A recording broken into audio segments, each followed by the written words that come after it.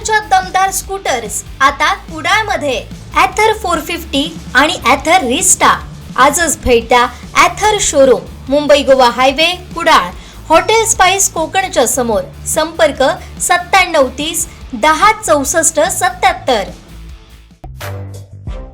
खरात प्रकरणी ट्रोलिंगवरून मंत्री उदय सामंतांनी साऱ्यांचेच कान टोचले.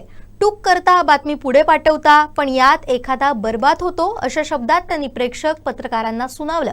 डिजिटल मीडिया संपादक पत्रकार संघटनेच्या राष्ट्रीय अधिवेशनात संघटनेचे राष्ट्रीय अध्यक्ष आणि ज्येष्ठ संपादक राजा माने यांनी घेतलेल्या मुलाखतीदरम्यान त्यांनी हे मत व्यक्त केलं. पाहूया. शिंदे साहेबांचा जो श्रद्धाळूपणा आहे तो घेतलाय का तुम्ही? शिंदे साहेबांचं घेण्यासारखं अनेक गोष्टी आहेत. म्हणजे अगदी गुवाहाटीपासून आत्तापर्यंत घडत आलेल्या खरातांपर्यंतच्या घटना.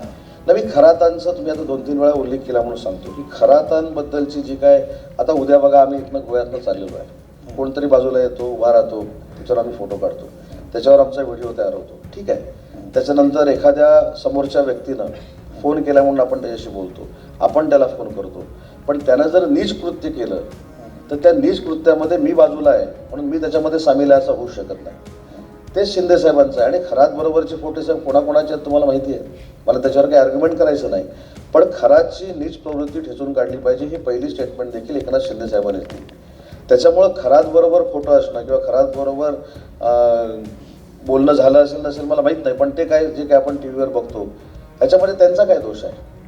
असे अनेक मी तुम्हाला दाखवू शकतो की ज्यांचे अनेक लोकांबरोबर फोटो आहेत पण त्याच्यानंतर ते गुन्हेगार ठरले. एखादी व्यक्ती जर आमच्याबरोबर येऊन फोटो काढत असेल आणि तो जर बाजूला गुन्हेगार असेल, ह्याच्याबद्दल राज्याचे मुख्यमंत्री आमचे देवेंद्रजींनी अतिशय चांगलं एक उदाहरण दिलं की मी माईकवर बोलतोय, कॅमेरे समोरून चालू आहेत आणि कोणतरी मागे येऊन उभा राहतो 1 सेकंदासाठी 30 सेकंदासाठी, तो निघून जातो, त्याचा परत आपण फोटो काढतो आणि त्यानं काय घाणेरडं कृत्य केलं की तो आमच्या बाजूला उभा दाखवतो. शेवटी माझं त्याच्यातलं मत असं आहे की त्याची खात्री केली पाहिजे. शेवटी तुमच्या सगळ्या माध्यमांवर आमचं करिअर देखील अवलंबून आहे, ही देखील जाणीव म्हणजे अगदी आदरपूर्वक सांगतो आपल्या सगळ्यांना असली पाहिजे. आज डिजिटल मीडिया असेल, सोशल मीडिया असेल, प्रत्येकाच्या घरात लेखक आहे. मोबाईल घ्यायचं, त्याचं टाईप करायचं किंवा हल्ली असं पण काहीतरी बोलायचं आलेलं आहे, ते बोलायचं आणि नुसतं टूक करून पुढं पाठवून द्यायचं. पण ते टूक करून पुढं पाठवताना एखाद्याचा आपण करिअर बाद करतोय किंवा एखाद्याच्या करिअरला आपण धोका निर्माण करतोय, ही देखील साहेब भावना प्रत्येकामध्ये असली पाहिजे. आणि म्हणून मी खरातच्या विषयामध्ये सांगितलं की ज्या पद्धतीनं ज्या चूक आहेत त्या चूकच आहेत, पण ज्या पद्धतीनं एक ट्रोल केलं जातं, ट्रोलिंग हा आता सिस्टीम फार आहे. खरी ट्रोलिंग, फेक ट्रोलिंग हे पण मला काही त्यातलं कळत नाही.